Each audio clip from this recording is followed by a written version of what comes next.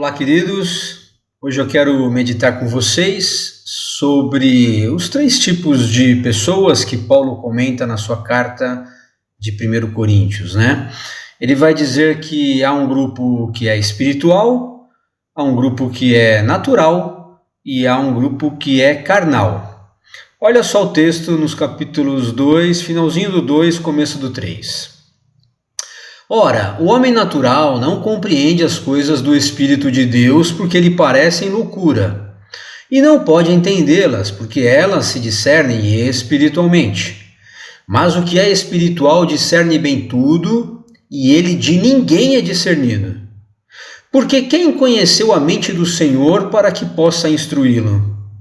Mas nós temos a mente de Cristo. E eu, irmãos, não vos pude falar como a espirituais, mas como a carnais, como a meninos em Cristo. Com leite vos criei e não com carne, porque ainda não podíeis, nem tampouco ainda agora podeis.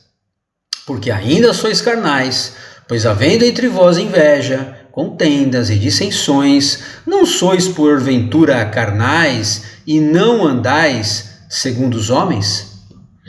Então, Paulo fala aqui que um grupo é natural porque esse ainda não conhece o Evangelho e não conhece as coisas de Deus, não consegue discernir das coisas espirituais. O grupo espiritual já sim foi revelado pelo Evangelho e agora tem a mente de Cristo e consegue compreender os valores do reino na sua vida. Mas há ainda um terceiro grupo, o carnal. Ele foi revelado pela palavra de Deus, ele conhece o Evangelho, mas ele não teve uma vida transformada. Então ele insiste nos velhos hábitos. Então ele é chamado de imaturo, de menino e de carnal. Ele prefere ficar preso no pecado, mesmo conhecendo a verdade que liberta. Bom, Paulo ele fala que uma das características fortes aqui de ser carnal é porque eles estão cheios de brigas, intrigas, confusões, inveja, tinha de tudo lá. Lá em Gálatas, Paulo também fala que há realmente uma luta, né, no nosso interior entre carne e espírito. É uma luta interna, é uma batalha ferrenha, né, que vai determinar a nossa eternidade, inclusive. Bom, se quisermos ser espirituais, então, diz lá em Gálatas, nós precisamos ser guiados pelo Espírito de Deus. Olha que interessante. Voltando para 1 Coríntios, pouquinho mais para frente no capítulo 6, Paulo vai dar um exemplo bem prático de como nós deveríamos ser espirituais nesse cenário de brigas. Olha só o texto. O fato de haver litígios entre vocês já significa uma completa derrota. Por que não preferem sofrer a injustiça? Diz ele. Por que não preferem sofrer o prejuízo? Uau!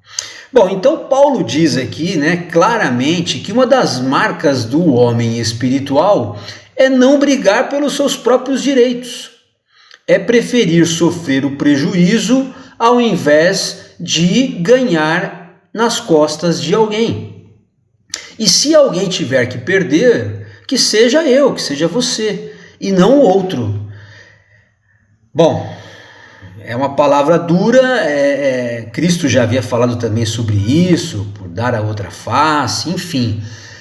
Agora, o que a gente tem que se perguntar? Como nós fazemos isso num mundo tão competitivo, né? Como nós vamos ter coragem de sofrer o prejuízo?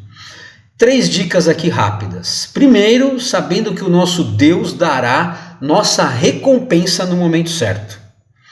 Segundo, crendo que os tesouros espirituais que ganhamos com Cristo excedem demais aquilo que nós vamos abrir mão por aqui. E terceiro, descansando no nosso grande advogado de defesa.